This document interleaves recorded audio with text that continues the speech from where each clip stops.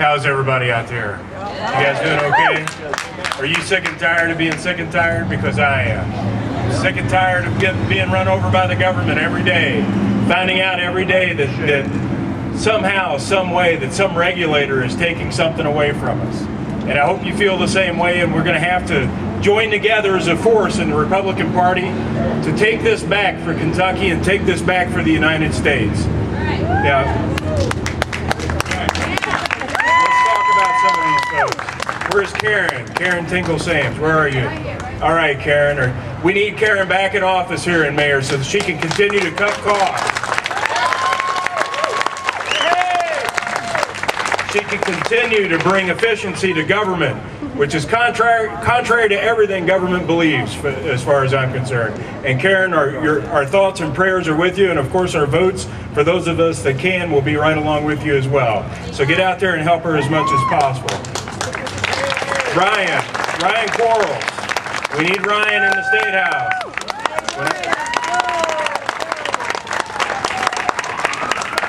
When I get in office next year, I need Ryan in the state legislature. We'll get right back to it here in a second.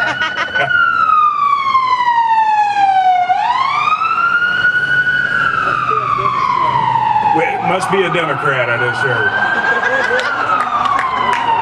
We need Ryan in the State House next year.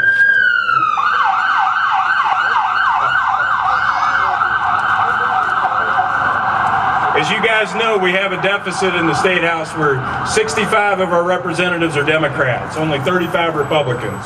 And after this year, we need to change that. We may not make it to 50-50, but we certainly need to be in the mid-40s, and Ryan needs to be one of those folks. So stand up for Ryan and do everything you can to help him out in these last 2.5 weeks or so, because he's absolutely essential to our mission going forward.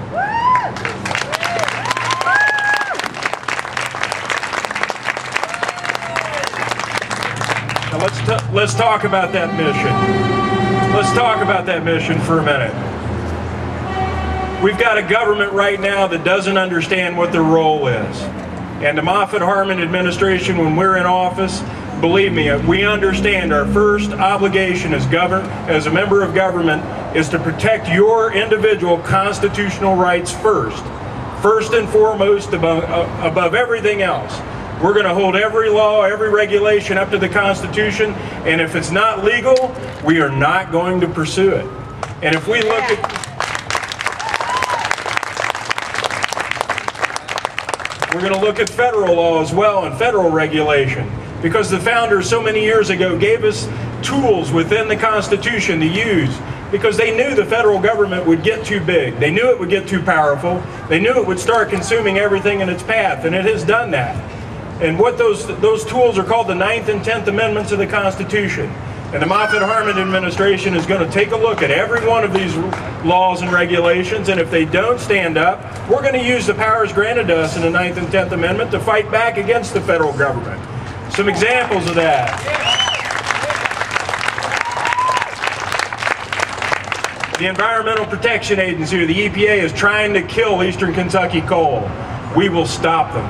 They have a ridiculous dissolved solid standard in place that requires runoff from a coal mine to be cleaner than tap water.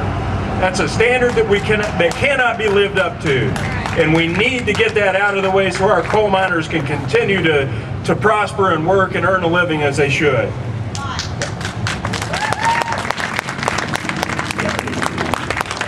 The second corner of our platforms is jobs in the economy, and I can tell you folks, companies are leaving places like Ohio and Michigan, not Nebraska, but North Carolina, or New Jersey and New York, and they're leaving those states, but they're not coming to Kentucky. And there's a good reason they're not coming to Kentucky. It's because our business environment is no better than the state they're trying to leave.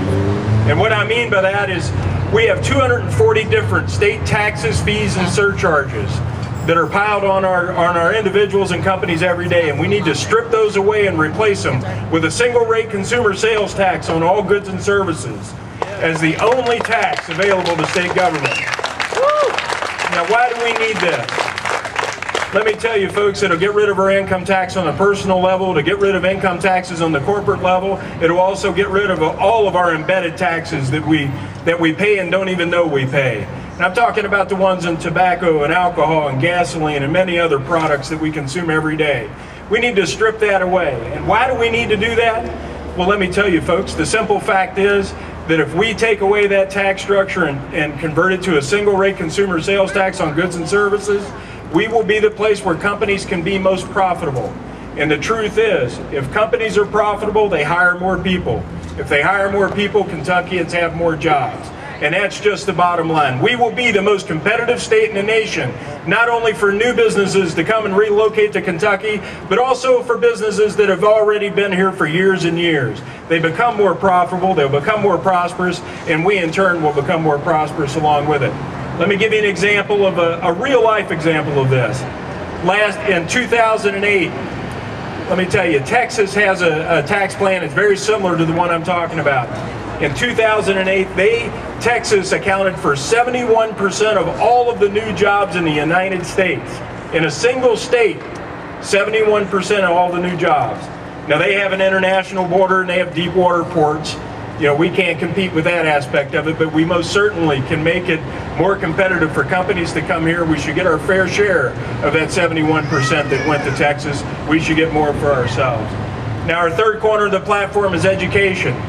And I'm here to tell you, folks, this is how I got involved in public life. Our education system is abysmal. 1/3 of our kids drop out of school before they graduate. And of those that graduate, 60% of them need remedial education before they're eligible to go into our own state colleges and universities. We're not talking about Harvard and Yale here, folks. We're talking about Murray State, Kentucky State, UK, U of L. 60% of them need remedial ed. Now, if you strip away that failure and you strip away the mediocrity, we're educating 1 out of 4 of our kids well enough to enter college or enter the workforce without any additional help. 1 out of 4. And if you add up our state, local, and federal funding for K through 12 education, we take in more than $12,300 a year per student in funding to educate them, and we're educating 1 out of 4. That absolutely stinks. And the problem is we have a rotten business model in education where no one can be held accountable for anything. And I want to change that. The Moffett-Harmon administration will push accountability to the district level to where your superintendent will be held accountable for everything. But we will allow that superintendent to act like a business person. They'll be able to manage their budget. They'll be able to manage their personnel and manage the curriculum as they see fit. If they believe teachers are worth $100,000 a year, then they need to figure out how to do that within their own budget. And at the classroom level, our biggest problem in education at the classroom level is it's just a fact that children must submit to their teachers to learn. And we don't require that in public education. Our children can be as disruptive as they want to be, as often as they want to be, and they fear absolutely no punishment or retribution. And what we need to change is to give the principals and the teachers the ability to kick chronically disruptive kids out of class and out of school if necessary. Because every minute they take from that teacher who has to continue to correct that child and continue to correct that child, they take a minute away from every child in that room that is trying to learn and wants to learn. And we need to change that dynamic, and it needs to happen now. And the last part of education that we need to improve is public school choice. I believe that if your child is in a public school and that child's not doing well, and I don't care what the reason is, it's up to you to decide. If you don't think your child's doing well, you should be able to pull your child out of that school and put them in any other public school that has an open seat, regardless of district boundary. We also need public charter schools. And for those of you that are unfamiliar with them, they are public schools that in most states have been designed to help children that have fallen the farthest behind. And we need public charter schools because what we do today in most school systems, if a child doesn't keep up academically, they drift into what we call an alternative school where they do absolutely nothing for the rest of their career in school. And they're given it when if they're still in school, when they're 18 years old, we give them a certificate of attendance. But we need public charter schools in place and public school choice. And the big reason why is it introduces competition to the public school systems for the first time ever. And we all know Competition lowers cost and improves quality in every industry, and it will do the same thing in education. Now, the last corner of our platform is smaller, more efficient state government that quits putting us in debt. For those of you that may remember the base realignment commissions or the BRAC commissions from a few years ago, where a bipartisan group looked at all of the military bases across the country, and they decided which ones to consolidate. They closed some and they even opened a few. I want to use that same style commission in state government to look at every corner, and I want to consolidate back office functions as much as possible. I want to consolidate as many cabinets as possible. I want to quit doing any service we should not be involved in or is unconstitutional. And lastly, if we are going to supply a service, it needs to be bid out to the private sector so that we can get competitive biddings and put those jobs in the private sector, not in the public sector, because that's where jobs belong. With the money we save from this program, which I suspect will be an enormous sum, we need to pay down our debt. We currently have, at the end of the next this current budget cycle, we will be $10 billion in debt in state bonded indebtedness. That's your municipal bonds. But in addition to that, we have over $20 billion in underfunded state employee pension plans. So when you add those two numbers together, we're well over $30 billion in debt as a state. And quite frankly, we don't have a plan for stopping that debt from growing or paying it off. And the Moffett-Harmon administration will use the savings from the BRAC Commission to pay that stuff down and get us in good financial condition, because at some point in time, folks, our best defense against the federal government is being financially solvent at the state level. Dwight Eisenhower said it best. If you want small federal government, you need good state government to get it accomplished. And that's going to happen under the Moffett-Harmon administration. Thank you all very much for coming out today. I look forward to seeing you tomorrow.